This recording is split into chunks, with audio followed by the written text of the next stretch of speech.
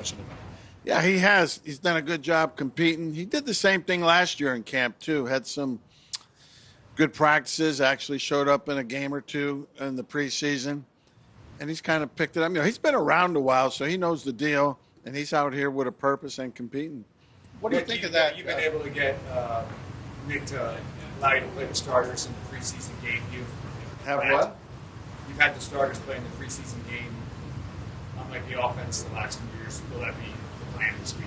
We really haven't discussed it in detail. We'll see how that goes. But you guys have been around here. How about Mac Williams?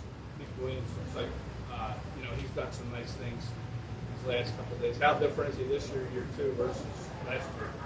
Yeah, a lot different. He's just matured.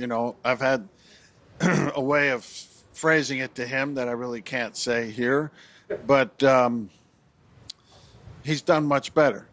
And it's been more than just the last few days. It's been pretty much all camp and in the short off season. Similar to Ty Robinson as a year 2 player. Have you seen strides from him? I've seen some. I think the last day or two have been better than the previous days. So we're hopeful that will continue. Do you have an update on Jonathan Bernard, if he's close or not? No, we ain't going to see him for another couple weeks at least. Trot, we've talked a lot about as well. I think it was a 2-minute period. He was getting some first team reps. Is there a possibility there could be piecemeal next to Zach Long? Are we at that point? Piecemeal? What do you mean? With Jihad? Yeah, Trot's had a good camp. I think I said that here recently. I wouldn't put much stock or read into who's out there with who. When it says ones versus ones, we have a list of, 20 to 25 guys that could appear out there with the one defense. So I wouldn't read into that. Quinyon had another interception yesterday. What are you seeing as far as him being around the ball, getting those INTs? Yeah, he just keeps improving. He's like we said, just a really good dude as a football player and not as a guy. And he works hard. He's not resting on any of the laurels that he's gotten in his first 2 years. He still needs his first interception, of his career. I know. He'll quickly remind you he's got 4 in the playoffs, but he's still a virgin in the regular season. What have you seen from Byron Young this camp? Good. He's another guy that I think second year here. We got him, I guess, last year at some point during camp. I can't remember when. He's doing good, getting better. What's your view of Jalen Hurts and this new offense? Your defense versus Jalen Hurts. What's your view of Jalen Hurts? Yeah, I think Jalen's having a good camp. I think he looks faster. We can't touch him during practice, and so there's always that debate whether you had him or not. And I think there's been a few times where our guys think they had him and they really didn't. I think he's moving good, and I think he's doing a nice job with the new offense. A lot's been made about him, all these coordinators he's been with, but it's basically been the same offense every year. This is different, and I think he's done a great job with it. How can you either coach or call the game differently in year 3 with the experience you have than in year 1 when the guys were new to it? It's always every year is a new adventure. Some of these guys have been here for 3 years. Some of them haven't. You always try and find the niche that best suits your guys and, highlighting their strengths, try and limit their weaknesses. So, it's an evolution. I don't think being here the 3rd year has a whole lot to do with it. Vic, what are you seeing from Grenard behind the scenes during this layoff? He's been great behind the scenes. I he's into practice. He's into the meetings. He's doing everything he can to stay up and be prepared as much as you can without doing anything physically.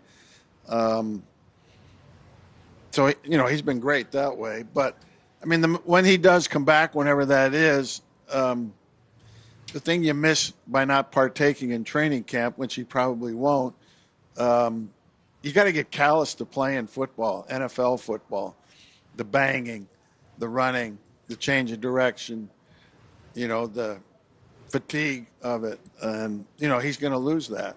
If you guys would remember back before the 11 CBA, there'd be a lot of holdouts, with first round, second round, and a lot of guys would sign the week of the first game. And there was a real correlation to those guys getting hurt because they weren't callous to playing football.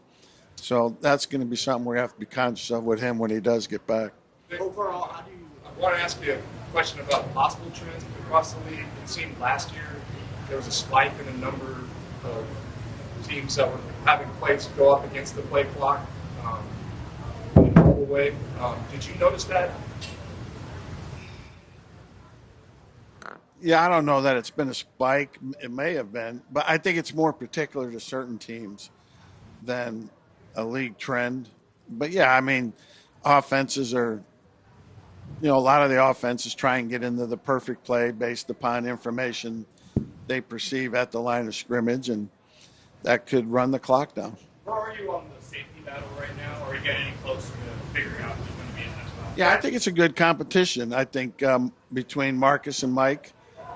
Mike's had a very good camp, as has Marcus, and I'd say that's a real good competition right now. Now that you've seen Reek in pads, he was so good in the spring, the athleticism. Have you seen that translate with the pads on? Yeah, at times he can get a little I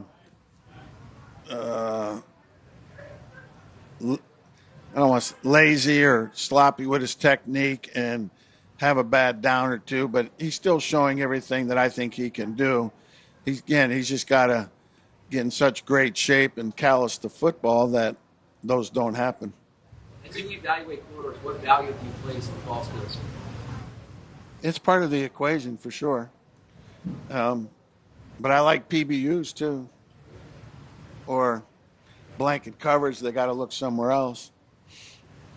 Overall, we talked about something. How do you feel about the cornerback depth? How it's shaking out behind the top three guys? It's evolving.